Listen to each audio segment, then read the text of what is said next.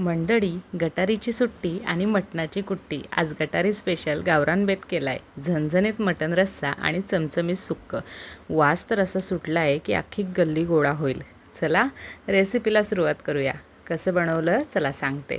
1 kilo मी इथे मटण घेतलेलं आहे आणि इथे मटण जे आहे स्वच्छ धुवून घ्यायचं. मीठ टाकून त्याला चांगलं क्लीन करायचं. त्यानंतर इथे मी आत्ता मटणाचं सूप बनवून घेते. त्यासाठी कुकर गॅसवर ठेवला आहे. त्यामध्ये जिरं, राई, कांदा आणि हिरवी मिरची ॲड केली. राई बिलकुल ऑप्शनल आहे, तुम्हाला नसेल आवडत तुम्ही ॲड नका करू. त्यानंतर मी इथे हळद पावडर ॲड केली आहे आणि सर्व काही चांगलं फ्राय झालं की मग त्यामध्ये आपण मटण ॲड करणार आहोत. मटण देखील चांगलं मिक्स करून घ्यायचं आणि यामध्ये तुम्हाला हवं तेवढं क्वांटिटीनुसार पाणी टाकायचं. नेहमी जे आपलं सूप असतं त्याचीच भाजी बनवण्याचा ट्राय करायचा, म्हणजेच रस्सा बनवण्याचा ट्राय करायचा. त्याने रस्सा एकदम चविष्ट लागतो.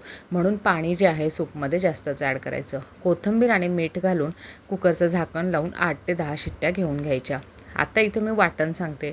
वाटणासाठी जे आहे कांदे भाजून घेतले, टमॅटोसुद्धा मी गॅसवर भाजून घेतलेला आहे, लसूण घेतला आहे, अद्रक, जिरं, खोबऱ्याचं कीस घेतलं आहे आणि त्यानंतर कोथिंबीर आणि लाल मिरच्या. तर हे सगळं आपण जे आहे याचं वाटण बनवून घेणार आहोत. याला चांगलं बारीक दळून घ्यायचं आणि वाटण याचं टमॅटो दळल्यामुळे खूप चविष्ट बनतं. सो एकदा अशा प्रकारचं वाटण नक्की बनवून बघा.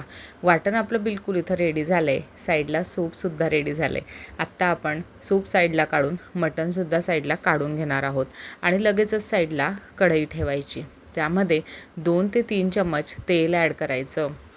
तेल जसंही गरम झालं पुन्हा त्यामध्ये जिरं ॲड करायचं आणि वाटण पूर्ण ॲड करून द्यायचं.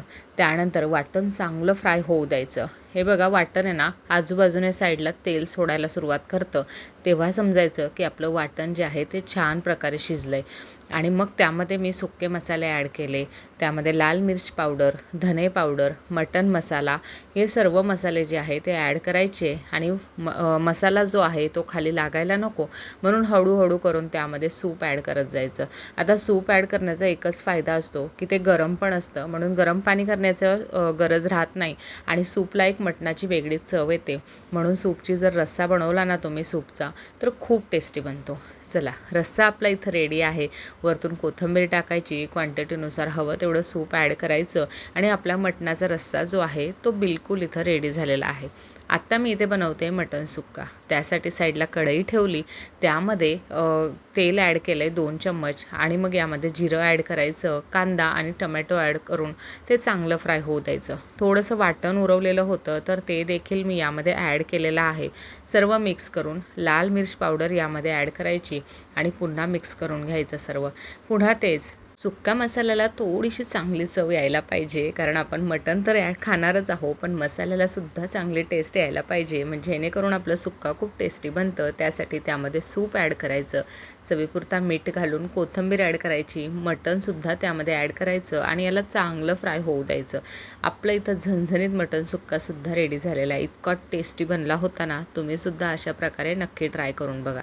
चला मग आजच्या ह्या 2 रेसिपी गटारी स्पेशल आपल्या इथं रेडी झालेल्या आहेत. तुम्हीसुद्धा नक्की ट्राय करा आणि बनवलं का माझ्यासोबत शेअर करा.